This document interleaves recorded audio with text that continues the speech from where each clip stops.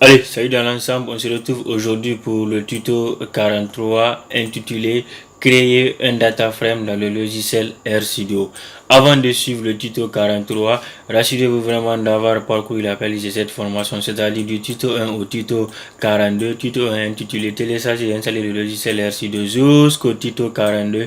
Sélectionnez plusieurs éléments d'une matrice. Si vous voulez briser ces étapes-là, dites directement de suivre le tuto 43, ça ne serait pas du tout évident. Si vous êtes nouveau sur ma chaîne YouTube, n'hésitez pas à vous abonner, voire activer la cloche de notification et pourquoi pas partager le lien avec des personnes qui veulent vraiment développer leur potentiel par le biais du logiciel RStudio. Allez, attaquons le tuto du jour. Créer un data frame dans le logiciel RStudio.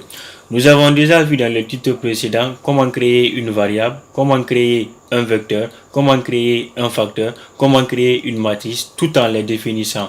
Nous avons dit que une variable est un objet qui peut contenir un élément d'une dimension égale à l'unité. Inversement au vecteur, un vecteur peut contenir plusieurs éléments mais à condition que ces éléments soient de même type. Nous avons dit aussi les facteurs. Les facteurs, peut contenir plusieurs éléments mais de type différent. Les matrices, ce sont des objets bidimensionnels, c'est-à-dire caractérisés par deux entrées. Nous avons une ligne et une colonne, mais tous ces éléments doivent être de même type. Maintenant, voyons ici pour les tableaux. Les tableaux aussi, ce sont des données bidimensionnels, autrement appelé en anglais data frame, qui sont a priori ici pour stocker différents types de variables pour différents individus ou observations d'une population donnée. Je vous montre l'aperçu de cela. Ignorez les syntaxes que nous avons ici. Regardez seulement le retour que nous avons ici. Nous avons ici Koita qui a pour âge 13 ans, sexe ici masculin, il loge dans quel bâtiment FD. Maintenant, regardez ici un peu, je vais vous faire la différence. À la différence des matrices ici, les lignes peuvent contenir des éléments de type différents. Regardez ici, nous avons ici âge, sexe ici, bâtiment. Si nous regardons M. Koita, le résultat qu'il y a ici, âge, c'est de type numérique. Le sexe ici, c'est de type de chaîne de caractères. Le bâtiment, c'est de type de chaîne de caractères. Et tout comme aussi, les colonnes aussi peuvent être de type différent. Regardez ici, nous avons âge ici de type numérique, chaîne ici, sexe ici de type de chaîne de caractères, bâtiment aussi, ainsi de suite. Quels sont les contents pour créer un data frame, un tableau de données? Les contraintes pour créer, c'est-à-dire contrairement aux matrices où il faut préciser la méthode de remplissage pour dire que nous voulons remplir par ligne ou par colonne, les tableaux de données se créent par colonne automatiquement. Et puis en créant aussi, il y a un argument optionnel, c'est-à-dire row name qui nous permet de nommer les lignes de notre tableau. On a une autre méthode aussi pour créer un data frame. Il suffit de faire appel ici à la fonction fix qui veut dire réparer en anglais. Avec ça, nous pouvons créer aussi un data frame. Donc essayons de voir tout cela dans la console ici. On a dit on déclare d'abord un objet âge. J'essaie d'assigner ici les âges dedans. Vous avez 16 puis vous avez 17 ans. Je valide cela. Aussi le sexe aussi. J'essaie de l'assigner ici un vecteur de type de chaîne de caractères. En concaténant, nous avons masculin, puis nous avons ici féminin, nous avons aussi masculin. Donc je valide sur l'entrée. Leur résidence, donc je dis bâtiment, tout en assignant ici, j'essaie de concaténer.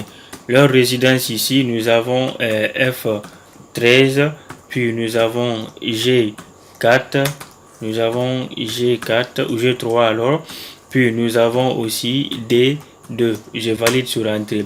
Maintenant, je fais appel ici directement, je déclare ici un objet que je vais appeler MyData tout en l'assignant ici. Je fais appel maintenant à la fonction DataFrame ici. Donc j'ai DataFrame, je valide ici sur entrée. À partir de là, j'essaie de spécifier ici mes vecteurs que j'ai ici. J'ai âge, j'ai le vecteur ici sexe, puis j'ai le vecteur aussi bâtiment. Je valide sur entrée. Je peux spécifier ici le nom de ligne ici pour moi. Je dis row name tout en concaténant. Il s'agit ici des employés ici que je vais appeler ici Koita. Puis autre employé qui est appelé Nabe, autre employé aussi qui est appelé Kaba. Donc je valide sur entrée. Et si je lis le contenu de mon data frame que je viens de créer. Voici ce que j'ai ici comme retour.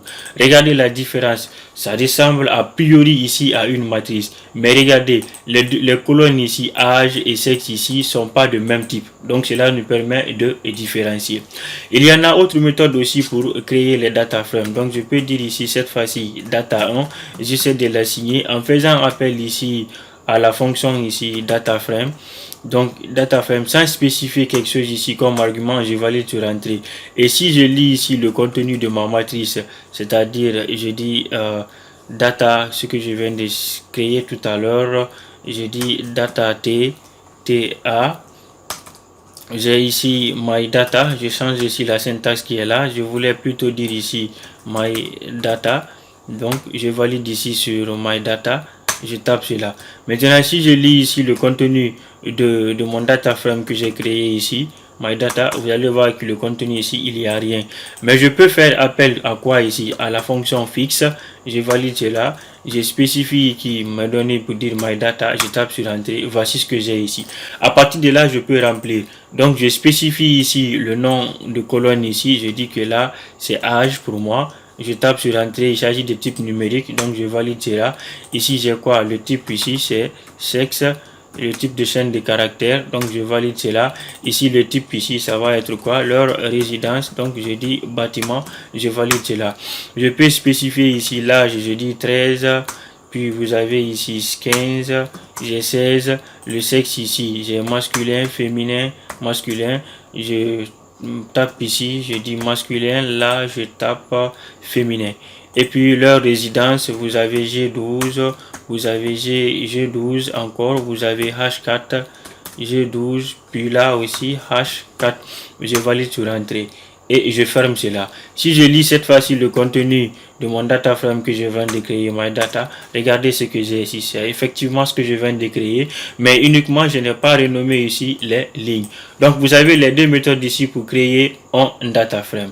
Donc voici ce que j'avais à vous présenter ce soir. Si le tutoriel vous a apporté des informations très intéressantes, n'hésitez pas à vous abonner sur ma chaîne YouTube, voire partager le lien avec des personnes qui veulent vraiment développer leur potentiel en statistique, plus particulièrement sur le logiciel RC2. Allez, sur ce je vous quitte, on se retrouve pour la prochaine. Allez, ciao, merci infiniment.